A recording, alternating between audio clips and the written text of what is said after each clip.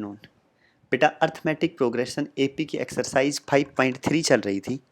Exercise 5.3 के हमने question number 24 तक कर दिए थे बेटा पिछले लेक्चर में। 25 से शुरू कर रहा हूँ, इसके सिर्फ 2 क्वेश्चन बचे हैं, 25 और 26। एक्सरसाइज 5.3 पूरा ध्यान दे बेटा अच्छी तरह। एक्सरसाइज 5.3 क्वेश्चन नंबर 25 क्या है बच्चों? क्वेश्चन नंबर 25 ध्यान से सुने, समझें, फिर करें। शुभराव स्टार्टेड वर्क इन 1995। कोई आदमी है बेटा शुभराव, उसने काम करना शुरू किया 1995 में, 1995 में, at an annual salary of ₹5000। उसे एनुअल सैलरी कितनी मिलती थी बेटा? 5000 रुपये मिलते थे। ये बात समझ में आ गई? And received an increment of ₹200 each year. और प्रत्येक साल उसे इंक्रीमेंट कितना मिलता? 200 रुपये। पहली साल 5000, फिर कितने मिले? 5200, 200 रुपये इंक्रीमेंट ना। उससे अगली साल बेटा 5400, 200 रुपये और increment, same as it is चलता रहेगा। In which year his income reaches ₹7000।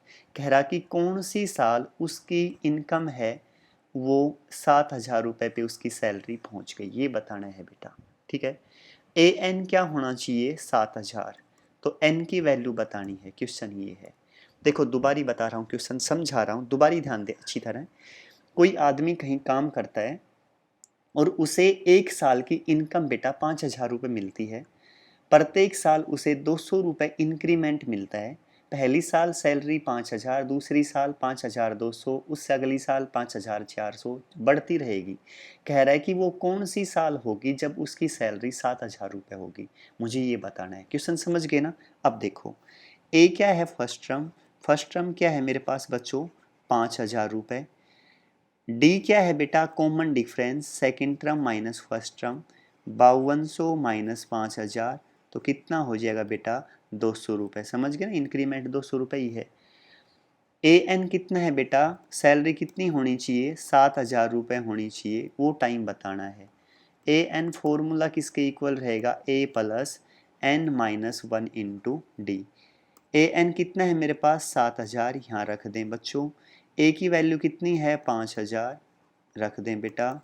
N minus 1, ठीक है बेटा। डी की वैल्यू कितनी है? 200 रुपये, यहाँ रख दें। शायद यहाँ तक अच्छी तरह समझ में आ गया होगा। ठीक है बेटा। बेटा ये इस तरफ 5000 प्लस का, इस तरफ आएगा तो माइनस का। 7000 माइनस 5000 तो 2000 रुपये, is equal to N minus 1, यहाँ बेटा 200 रुपये। 2 जीरो से 2 जीरो कैंसिल, ये 2 भी नीचे आ जाएगा बेटा। 20/2 is equal to N minus 1, किस पे कैंसिल हुआ? 10, तो n की वैल्यू 10 प्लस 1 11। ठीक है बेटा। 11 साल बाद उसकी सैलरी क्या हो जाएगी बच्चों? 7000 रुपये, यही बताना था। शायद अच्छी तरह समझ में आ गया होगा। ठीक है ना। एक आदमी है, उसकी सैलरी 5000 रुपये, 200 रुपये हर साल इंक्रीमेंट मिलता है, ये क्वेश्चन था बेटा। ये कह रहा है कि वो कौन सी साल होगी जब उसकी सैलरी कितनी हो जाएगी? 7000 रुपये। तो ए एन 7000 होना चाहिए। हमने ए एन का फॉर्मूला लगा दिया। क्या है ए एन का formula? A plus N minus 1 into D. A first term 5000 रुपये, डी क्या है? Second term minus first term 200 रुपये। इसमें पुट कर दें वैल्यू और निकाल दें। ठीक है बेटा, शायद समझ में आ गया होगा। आगे चलें, नेक्स्ट क्वेश्चन पे पहुंचे हैं बेटा। अब आगे बेटा क्वेश्चन नंबर 26। क्या है बेटा 26 में? पूरा ध्यान दें अच्छी तरह, सुने पहले क्वेश्चन को ध्यान से। In a garden there are 23 rose plants in the first row. किसी गार्डन में पहली रो में 23 पौधे हैं बेटा। कितने? 23। किसी गार्डन में कुछ पौधे हैं और फर्स्ट रो में कितने पौधे हैं? 23। ठीक है बेटा। 21 in second row, second row में कितने हैं बच्चों? 21। 19 in the third, third row में कितने पौधे हैं बेटा? 19, एंड सो ऑन, चलते रहेंगे। There are 5 rose plant in last row. Last row में कितने हैं बेटा? 5। कह रहा है how many rose are there in rose plants. कह रहा है कि ये बताओ टोटल कितनी रो हैं, एन की वैल्यू फाइंड आउट करनी है। ठीक है बच्चों, ए एन का फॉर्मूला बता दें बेटा।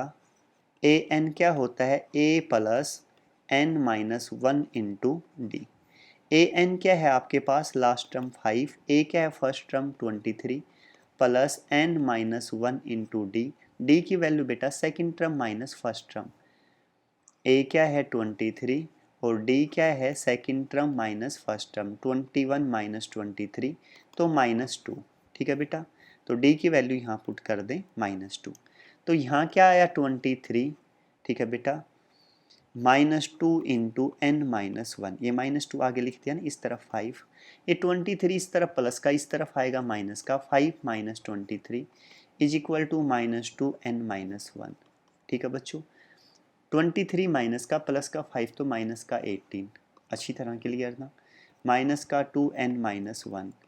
इस माइनस से माइनस कैंसिल, 2 एकम 2, 2 नीम 18। तो एन की वैल्यू कितनी आ गई बच्चों? 10। देखो 9 था, ये इस तरफ गया तो प्लस का 1, तो कितना आ गया बच्चों? 10। तो n इज इक्वल टू 10। शायद बेटा अच्छी तरह क्लियर समझ गए ना? इसी के साथ बेटा ये एक्सरसाइज 5.3 कंप्लीट। एक्सरसाइज 5.4 शुरू कर रहे हैं, पूरा ध्यान दें बिल्कुल अच्छी तरह। एक बार बता देता हूँ एक्सरसाइज 5.4 में क्या है बेटा। बेटा इसमें एपी की टर्म होंगी। देखो अगर किसी एपी में ये कह रहा है कि 3 टर्म हो, कितनी टर्म हो? 3 टर्म हो। थोड़ा सा ध्यान देना अच्छी तरह। तो आप ये भी ले सकते हैं A plus D, A plus 2d। Common difference equal होना चाहिए, कोई भी एपी ले लें, कितनी भी टर्म ले लें। ठीक है, लेकिन अगर क्वेश्चन में कहीं कहीं ये आ जाता है sum of 3 terms of an AP, तो उसमें ऐसी टर्म माने बेटा कि जिससे वैल्यू जल्दी फाइंड आउट हो जाए। अगर 3 टर्म्स हों, 3 टर्म्स, पूरा ध्यान देना अच्छी तरह, तो एपी की टर्म मान लूंगा मैं ए माइनस डी इंटू ए और ए प्लस डी। अब आप कहेंगे सर आपने ये क्यों मानी? देखो बेटा इन एपी की कंडीशन ये है कॉमन डिफरेंस इक्वल हो। एक बार चेक करके देखो, second term minus second term ये ली minus first term A minus D equal होनी चाहिए बेटा third term minus second term A plus D minus A. यहाँ से बेटा A minus A plus D is equal to A plus D minus A से A cancel, यहाँ A से A cancel, D is equal to D. ठीक है ना? तो समझ गए कॉमन डिफरेंस इक्वल है तो एपी में है। अब ये टर्म लेने का फ़ायदा क्या है उसे समझे, सबसे ज़रूरी बात है ये। इसका फ़ायदा ये है अगर ये आ जाए कहीं इन तीनों टर्म्स का जोड़ बताओ, तो ये कह दे इन तीनों टर्म्स का जोड़ 5 है 6 है, कुछ भी कह दे। ठीक है, तो डायरेक्ट वैल्यू आ जाती है बेटा। इन तीनों का सम अगर 5 कह दे तो तीनों को जोड़ेंगे ए माइनस डी ए और ए प्लस डी, जोड़ दी और इज इक्वल टू ले ले कह दे 5 है जोड़, थोड़ी देर के लिए मान लें तो डी से डी माइनस माइनस कैंसिल, तो क्या आ जाएगा 3 ए इज इक्वल टू 5। तो ए की वैल्यू 5/3। मतलब कहने का क्या है कि तुरंत टर्म है ना, डी कैंसिल होगा, ए की वैल्यू आ गई, इसलिए ऐसी टर्म मानेंगे। जब भी 3 टर्म्स एपी की गिवन हो अच्छी तरह ध्यान कर लें, ए माइनस डी ए और ए प्लस डी मानेंगे। क्लियर? आगे लेके चलूं बेटा। देखो अगर टर्म 4 हो बेटा, कितनी हो? 4 टर्म एपी की हो बेटा। अगर 4 टर्म्स एपी की हो तो क्या मान के लेके चलेंगे? लेके चलेंगे बेटा A minus 3d, A minus D, A plus D और ए प्लस 3d। बेटा ये चेक कर लेना कॉमन डिफरेंस इक्वल होना चाहिए, अगर कॉमन डिफरेंस इक्वल नहीं है तो गलत हो जाएगा क्वेश्चन। चेक करके देखो, करो second term minus first term A minus D is minus second term में से फर्स्ट टर्म घटाओ ए माइनस 3d, घटा दी ना, इक्वल होनी चाहिए third term minus second term, यानी A plus D minus A minus D. ये इक्वल होनी चाहिए बेटा fourth term minus third term A plus 3d minus A minus D. Check करो ए माइनस डी, यहाँ बेटा माइनस ए, आगे माइनस है तो minus minus plus 3d equal होनी चाहिए बेटा ए प्लस डी माइनस ए और माइनस माइनस प्लस डी। यहाँ बेटा ए plus 3d minus A minus D. शायद बेटा अच्छी तरह क्लियर समझ गए ना। देखो अब यहाँ बेटा ए से A cancel, minus D plus का 3d तो 2d प्लस का, यहाँ ए से ए कैंसिल, डी और डी बेटा 2d। यहाँ ध्यान दे बेटा ए से ए कैंसिल, प्लस का 3d माइनस का d तो 2d, तीनों इक्वल है ना, hence it is in AP. तो बेटा ध्यान करें, तीन टर्म कहे तो कौन सी लेके चलेंगे, ये वाली, ठीक है बेटा, ये a माइनस डी ए और a प्लस डी, अच्छी तरह क्लियर ना। और जब बात किसकी आ जाए चार टर्म की, तो a minus 3d, a minus D, a plus D, a plus 3d, शायद बेटा अच्छी तरह क्लियर। जब बेटा टर्म 5 आ जाए तो क्या लेके चलेंगे, ध्यान दे अच्छी तरह, 5 टर्म्स हों बेटा, इन्हें नोट कर लेना नोटबुक में, 5 टर्म्स हों तो लेके चलेंगे बेटा a माइनस 2d, इसके बाद बेटा a माइनस डी, इसके बाद बेटा a, इसके बाद a प्लस डी, और इसके बाद a plus 2d। Common difference check कर लेना, सारे इक्वल मिलेंगे। तो 5 टर्म हो तो बेटा ये ले लेना। शायद आप अच्छी तरह समझ गए होंगे। इनके ऊपर बेस्ड क्वेश्चन मिलेंगे बेटा। एक्सरसाइज 5.4 क्वेश्चन नंबर फर्स्ट से करवा रहा हूँ, पूरा ध्यान देना बिल्कुल अच्छी तरह, ठीक है। क्वेश्चन नंबर फर्स्ट देखो बेटा, क्या है क्वेश्चन नंबर फर्स्ट, एक्सरसाइज 5.4।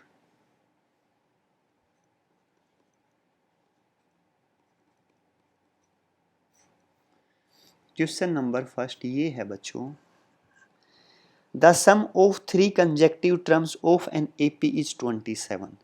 बेटा तीन कंजेक्टिव, तीन लगातार टर्म एपी की, तीन लगातार टर्म दे दी ना, तो लेट 3 टर्म्स बी, बेटा वो तीन टर्म्स क्या होंगी, अभी अभी बताया था ना, क्या मान ले, a माइनस डी, ए और a प्लस डी। इन तीनों टर्म्स का जोड़ कितना दे रखा है, sum of 3 consecutive numbers in AP is 27। इन तीनों नंबर्स का जोड़ 27 है बेटा, according to question, according to question, question के अनुसार क्या कह रहा है बेटा, अकॉर्डिंग टू क्वेश्चन क्या लेके चले बच्चों, तीनों नंबर्स का जोड़ कितना है, a minus D plus A plus D. तीनों नंबर्स का जोड़ मेरे पास है बच्चों 27, ये ले लिया 27, क्लियर ना यहाँ तक। अच्छा तो बेटा ये plus D minus D cancel, 3a किसके इक्वल आया 27, तो a की वैल्यू 3 निम 27, तो a कितना आ गया बेटा 9। शायद अच्छी तरह क्लियर, ठीक है।